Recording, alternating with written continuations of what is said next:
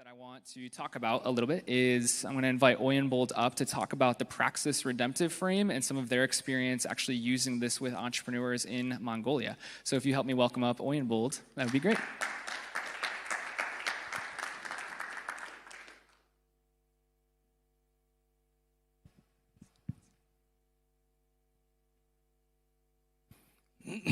Okay, good afternoon, everyone, and very delighted and privileged to share about what we are doing using this redemptive frame, which is developed by Praxis. So it's a redemptive frame. And have you heard about the organization named Praxis? Anyone? Yeah, so you might be familiar with this frame. And this is what we are using. We didn't develop it, but we are using it. So I'll give a brief introduction to this frame and how we are implementing some of the programs in our context. So this redemptive frame is a tool which is helpful to organize the primary ideas that how the world and what we are doing, what we are building as an entrepreneur and as organizations. So there are three centric, circles and also three axes. So we'll talk about this one by one. So the first one is exploitative way. So there are three ways to work, right? So the first one is exploitative way, which is take all you can get. It's more like a self-centered way. It's self-glorifying, and the motivation is win and control, gain advantage, and get what you want, and seek serve the self-privilege and the attitude is, you win and others lose. So it's a human default. It's the natural thing in the human, and the world is sinful, and many things around us is very exploitative.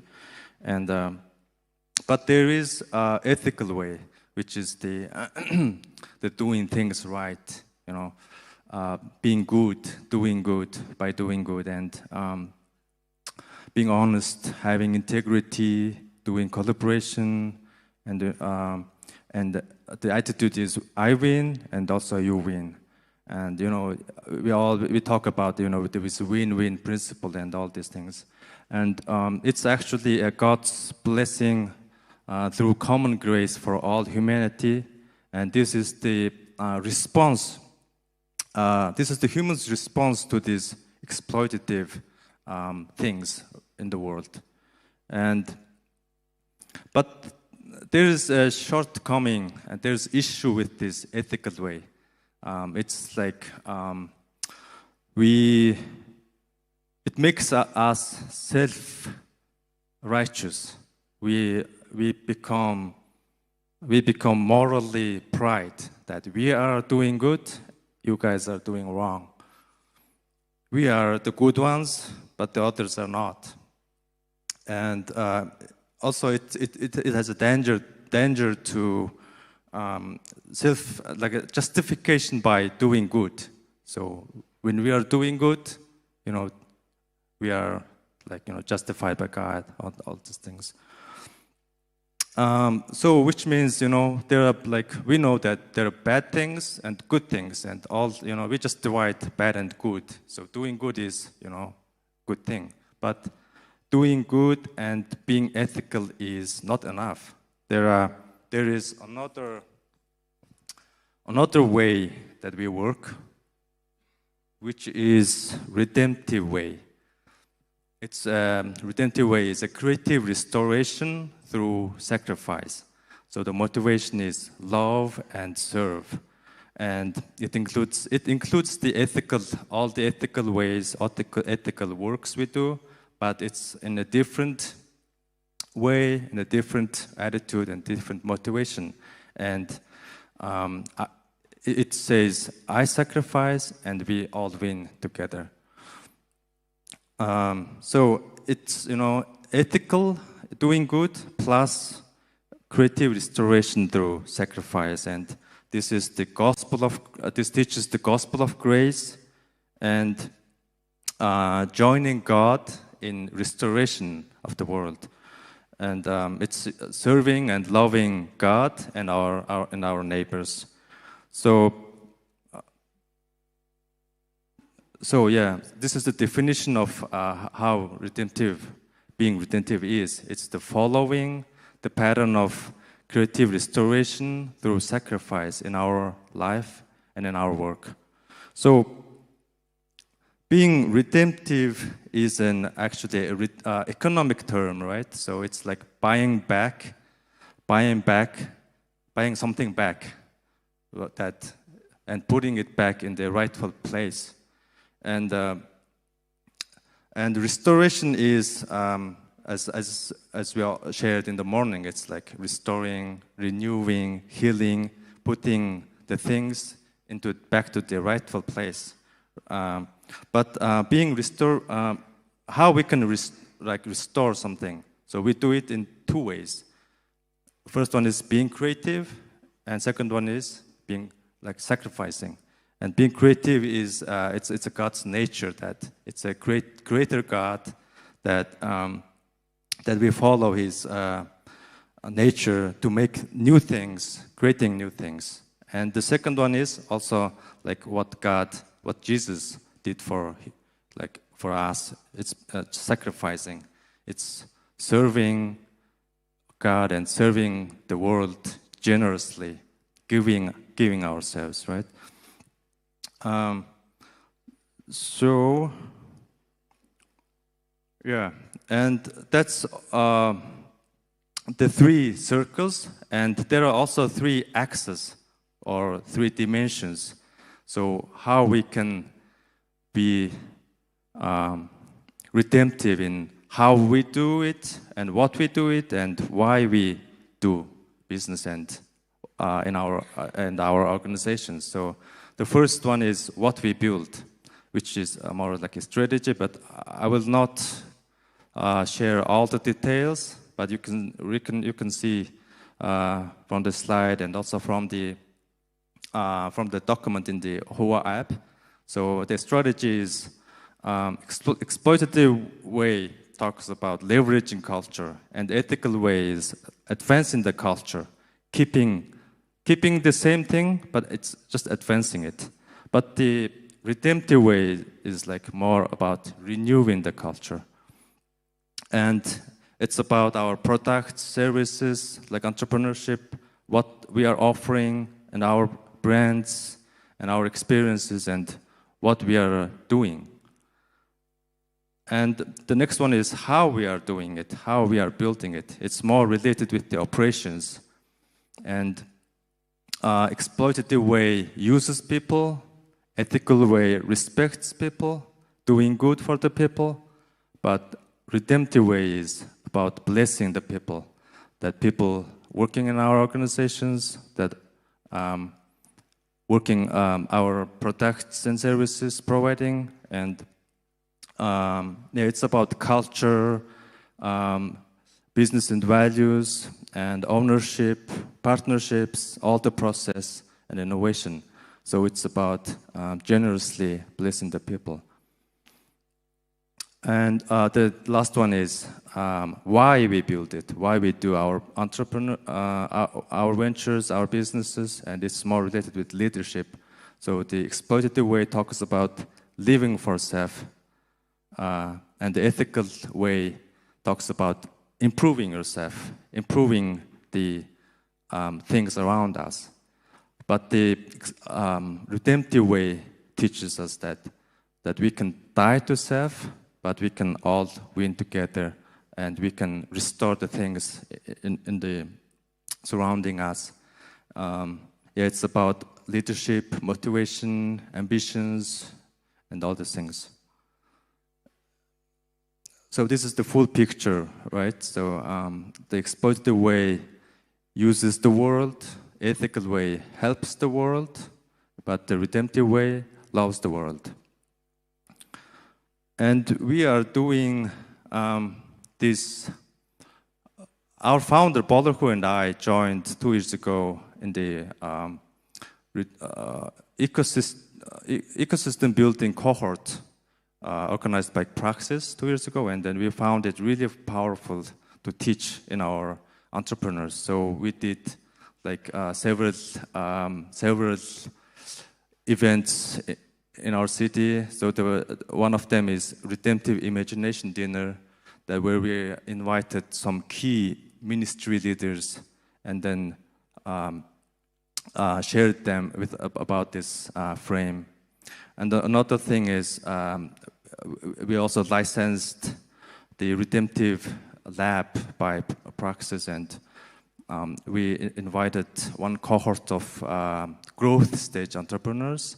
We didn't invite any like early stage business people, but more growth stage who are doing business for like 5 to 15 years and having experience. And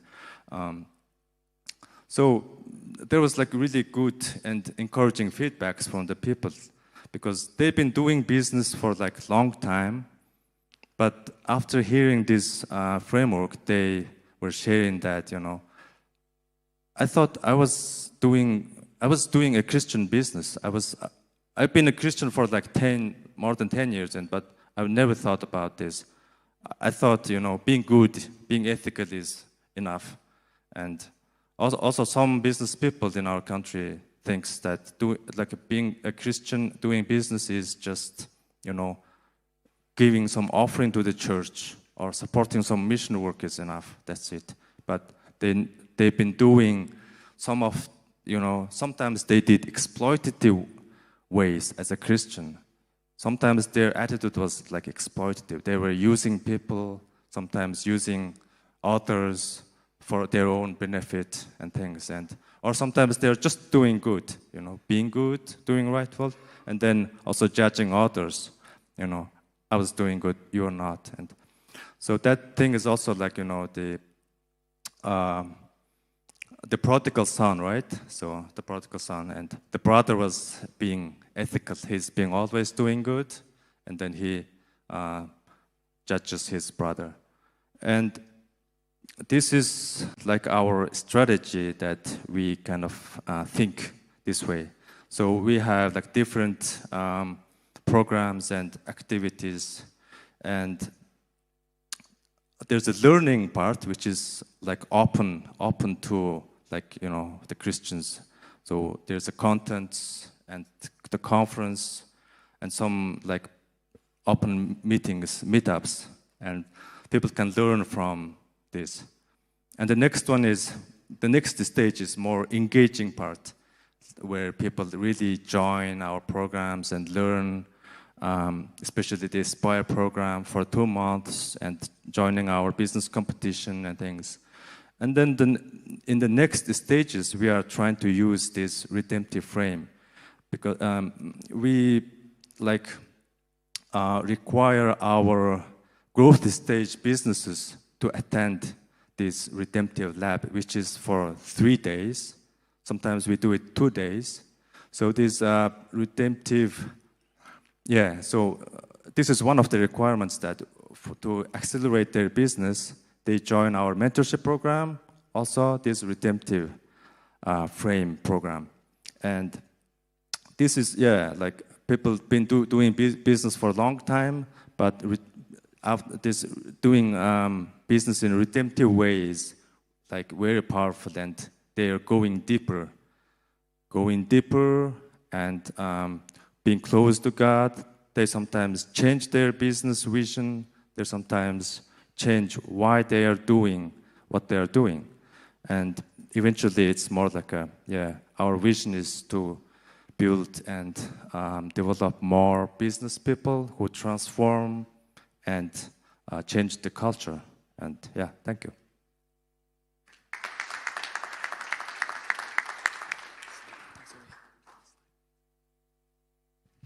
Awesome. Thanks, Obi. I appreciate it. So yeah, there you have it. I know there's been a lot of jargon kind of thrown around today between kingdom and redemptive and faith-driven, and I hope that that gives you a little bit of a taste of some of these different tools and frameworks that people are using around the world to better make it possible to serve entrepreneurs and integrate their faith directly into their businesses. So I'm looking at the time here. We've got about 15, 20 minutes. I know it's warm in here. I know it's right before lunch.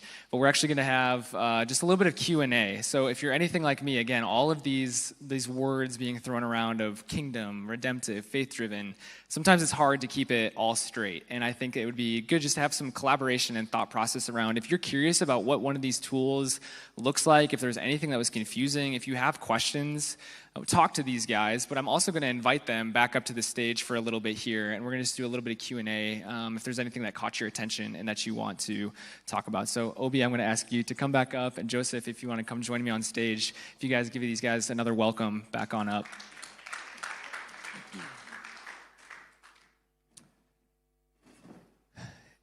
Yeah, so let's go ahead and kick it off here. Is there anybody that has a specific question? I'll come and bring you the microphone about any one of these tools. It could be the Synapis Kingdom Business Module, it could be the Operation Timothy, or it could be the Praxis Redemptive Frame. Does anybody have anything that they would want to ask either Joseph or Oyunbold?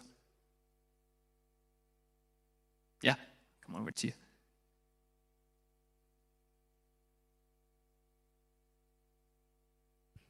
I wanted to ask Oyunbold. He talked about sacrifices in business. If you can give some examples of those sacrifices, or what sacrifices are needed.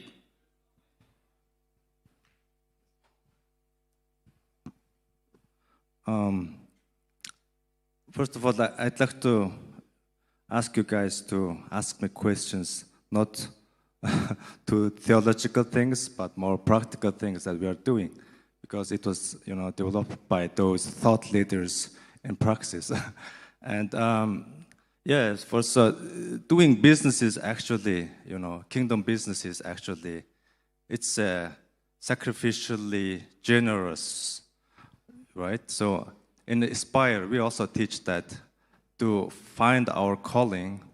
For the startup entrepreneurs, we teach in order to find what business you want to do, like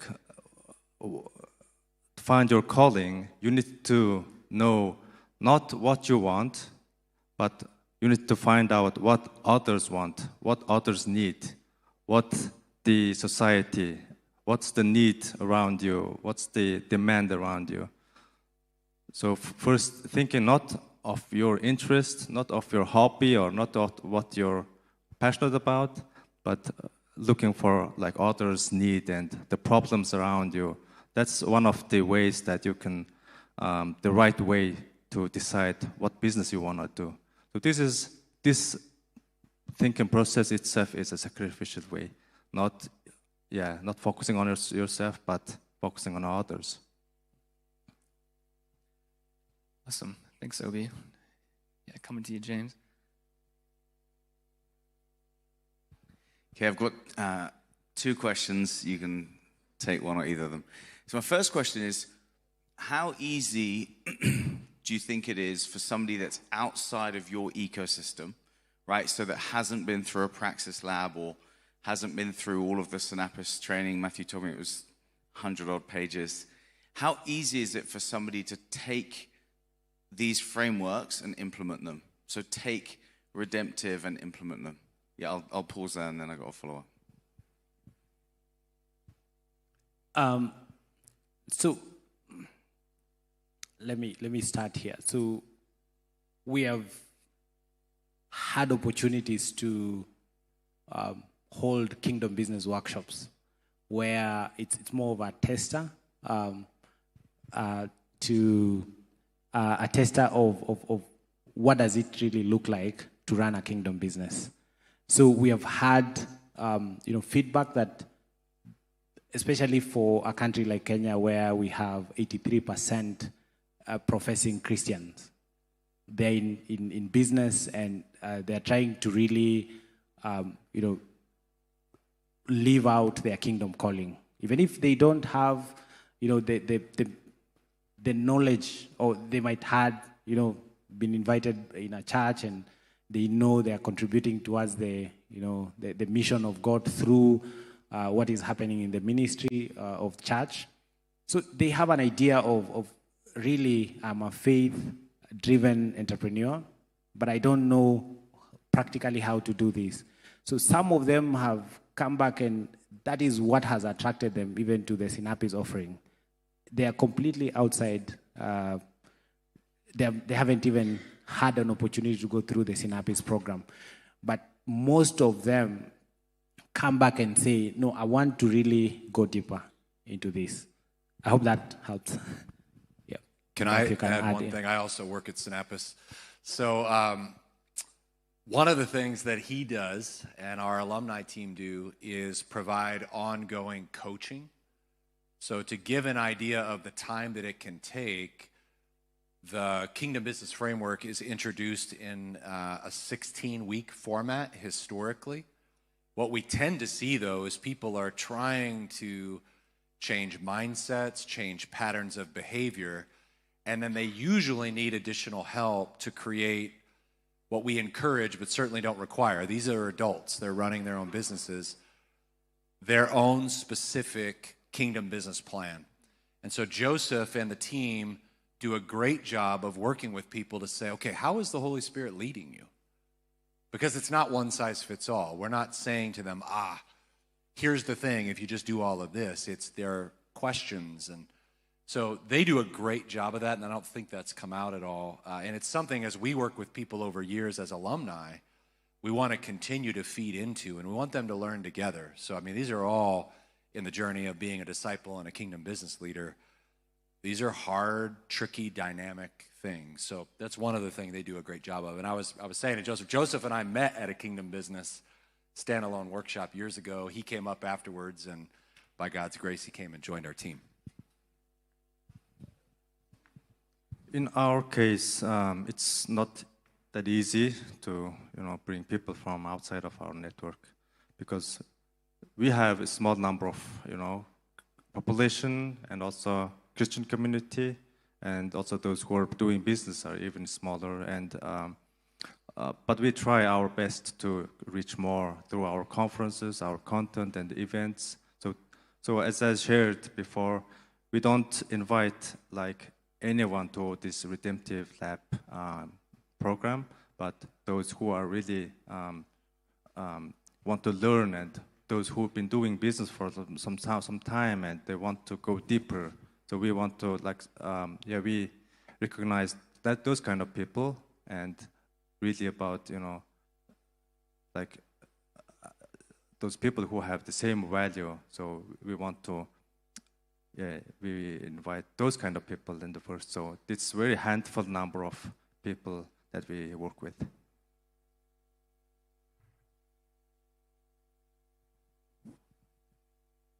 Awesome. Thank you for those questions. Any other questions for Joseph, Oyunbold? Awesome. Coming.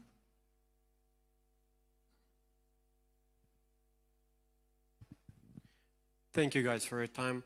So my question is, it is already a hard time in Romania to sort of give the business people to align their company to the ethical way of doing business, okay?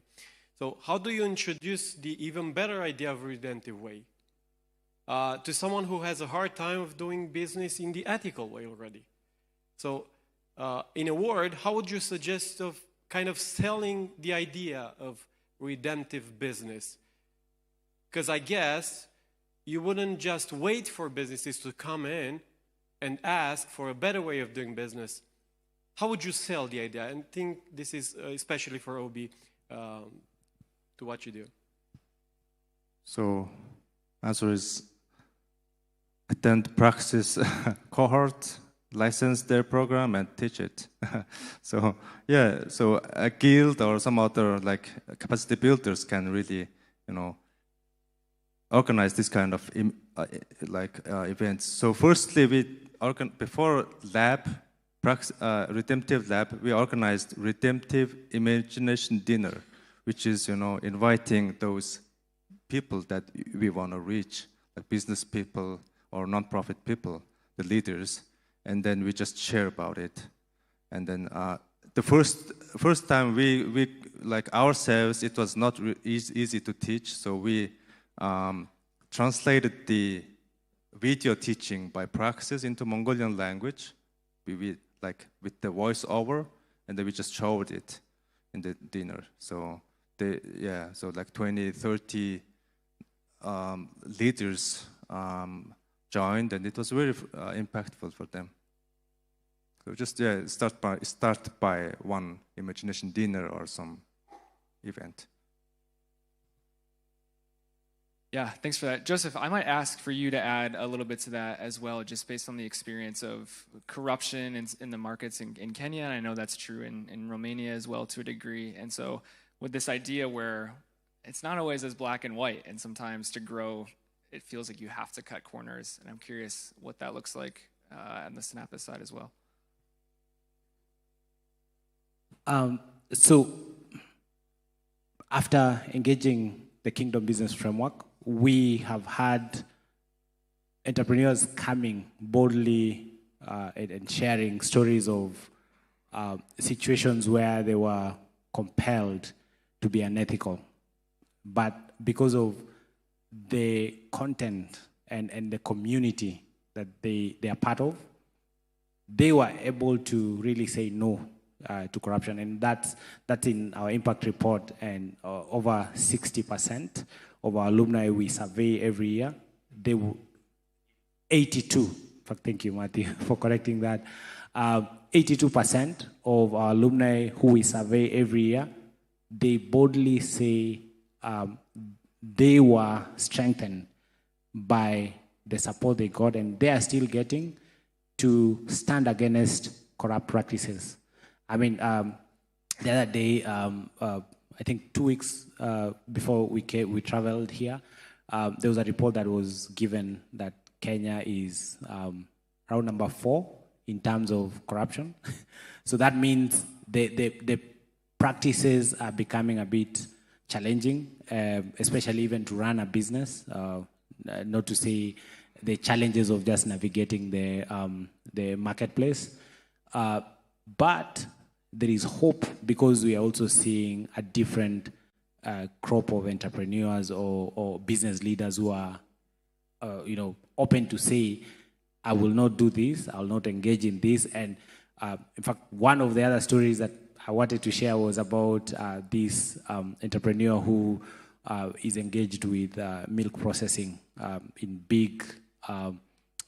a big family business. And one evening we were having a founders meetup, and she boldly told us she was trying to get into some of the supermarkets, and because of the content of Kingdom Business framework that she had gone through, the content, the community, and the challenge of others, she was able to really say, I would rather lose this deal than cut corners.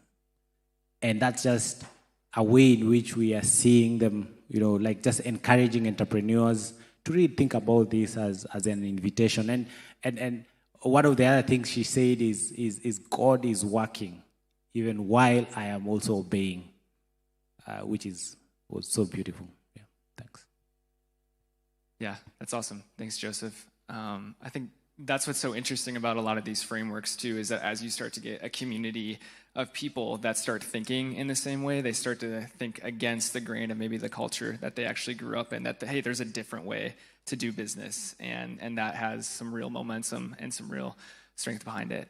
So yeah, thank you guys for sharing about that. Okay, I've got time for one more question, and I'm going to give it over to Mark Jackson right here. Thanks, Keegan. Oyunbold, you shared a really helpful slide at the end called How Do We Work? And it had the funnel of the different kind of levels at which you're trying to engage. Yeah, great. Thank you for putting that up. the different folks levels at which you're trying to engage folks and bring them through this sort of passage into greater influence, greater faithfulness, all that. As my question is, and Joseph, I'd love to hear from you as well, as you guys have developed your sort of marching orders, how you engage at each level, what did that process look like for you to develop the way in which you engage and the different systems that you use to do these different levels? Yeah, so first one is the learning part is more about,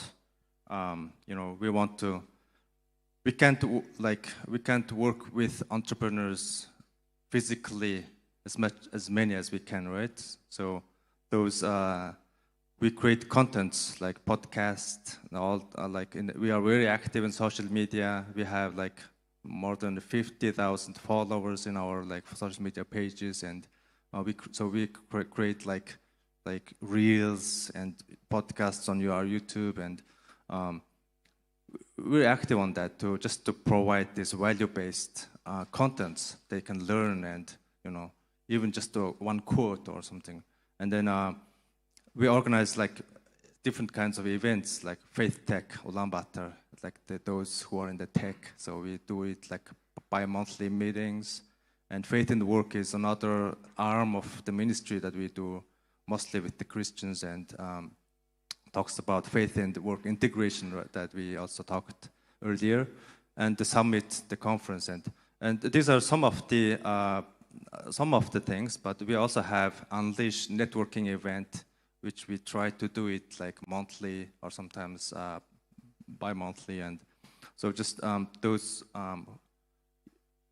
To reach as many people as we can, that we can reach, and tell them what we are doing, and vision casting, and sharing all these values.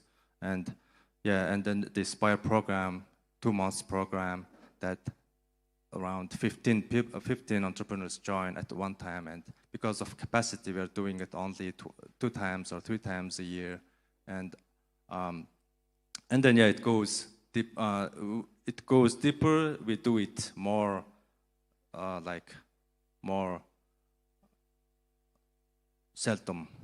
So we do the lab like maybe once a year. Just a few people, like maybe 10 people. Those growth stage people, and those who are getting enrolled in our mentorship program. And yeah, that's it. So as I mentioned, there are those who are not within the network who we offer in partnership with churches or faith-based organization. We offer free of charge the Kingdom Business Workshop, just trying to help the ministries and the entrepreneurs just think about the new way. In fact, what Matthew didn't share is how I knew about Synapis was because there was a workshop he was leading about doing business in a corrupt world. And that is back in one of the churches. And I saw this poster, and really as an entrepreneur, it attracted me because there were challenges. My previous work was in an engineering firm, and we were doing projects for what we call county governments, which are like states.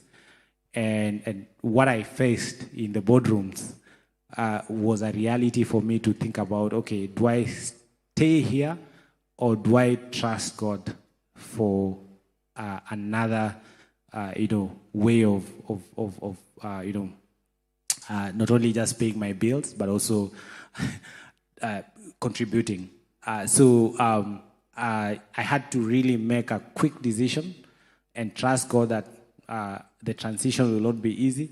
I'm just emphasizing on the workshop element, because those topics that will not be naturally, or themes that cannot be talked in a setup of a faith community, especially in churches. These are opportunities where entrepreneurs can gather and think about these things without being, feeling whatever they are being involved in is maybe even if they're part of a corrupt system, that they don't feel, they are alone, but there are others who are also facing the same. So it was an encouragement, and from there I even went back and talked to the then country manager and said, because I had a connection of ministries that I was working with, I said, can I take this content? You don't have to even pay me, but I'm willing to open some doors because I know some entrepreneurs who are facing the same challenge, and professionals also. So that is the need of workshops, just talking about what we are offering that has a uniqueness to everyone and every opportunity that we get. But in now after the program, focusing on alumni, we have quarterly events virtually that we talk about.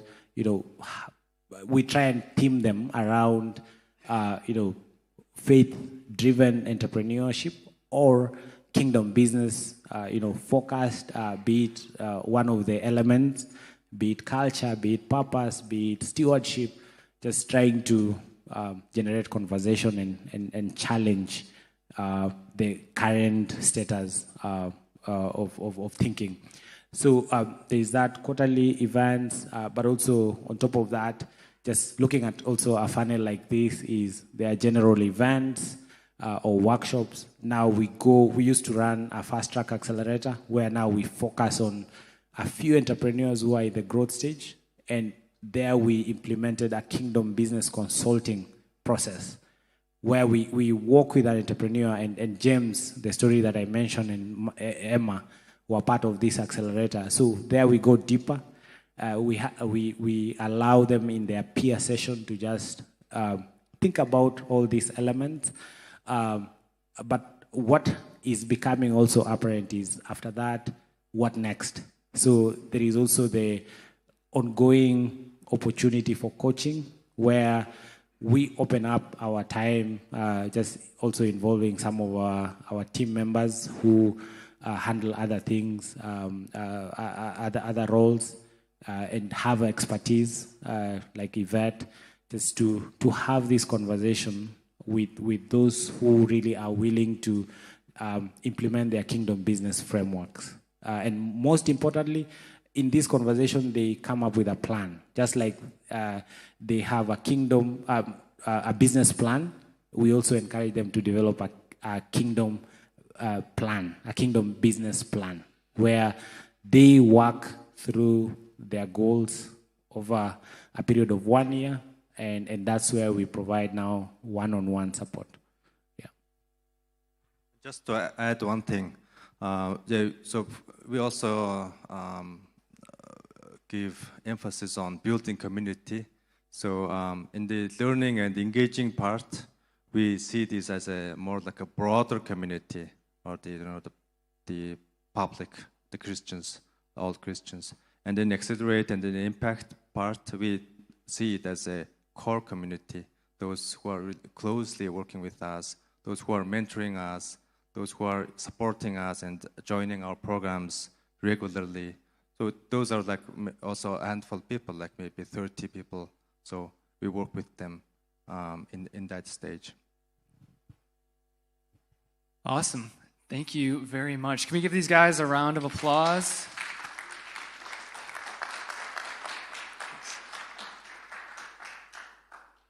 Yeah, so I know we're all probably hungry, ready for lunch here. Just a couple closing comments. So again, you have all of those frameworks in the app. So you've got the Redemptive Frame, the Synapis Kingdom Business Module, and then don't forget about the Operation Timothy as well, is something that if you have more questions about, please feel free to come up and talk about after. I know there's a couple people on the live stream that were asking about sharing the slide deck. We'll make sure that we do that as well. But thank you so much for